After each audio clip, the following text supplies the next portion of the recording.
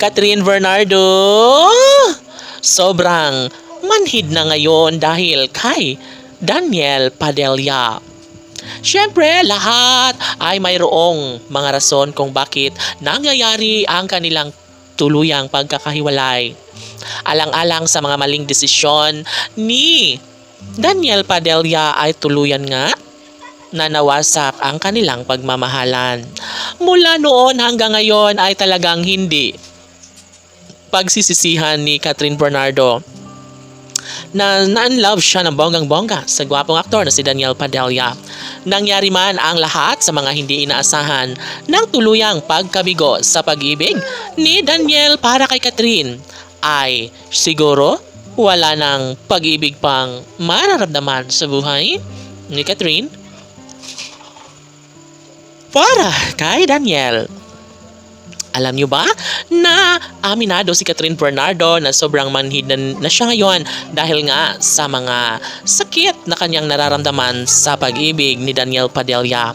Sobra ang pagtitiwala, sobra ang pagmamahal na inialay ni Catherine para kay Daniel, ngunit sinayang lamang ni DJ ang kanilang sumpaan. Pagmamahalan na talaga nga namang animoy habang buhay na silang magsasama sa habang panahon. Pagmamahal na sadyang nais ni Catherine Bernardo ang dapat na ipahiwatig, dapat na magkaroon ng isang malaking posibilidad. Siyempre, sobra-sobra man ang pagmamahal na inialay ni Queen Cat noon, ngayon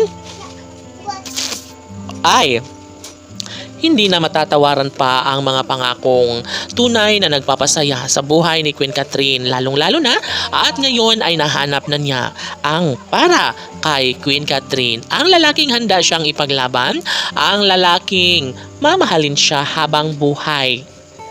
Siyempre, umaasa ang lahat na magkaroon ng habang buhay na pagsasama kung sino man ang maswerteng lalaking nagmamahal sa pretty girl na si Catherine Bernardo. Siguro nga ay hindi ito nagustuhan ni Daniel Padilla dahil nga ang totoo ay ayaw rin naman ni Daniel na makahanap ng iba si Catherine dahil balak niya pa umanong balikan si Queen Catherine. Siguro nga tama ang hinala ng mga netizens na talagang mahal na mahal niya pa rin hanggang ngayon ang nag-iisang Daniel Padilla.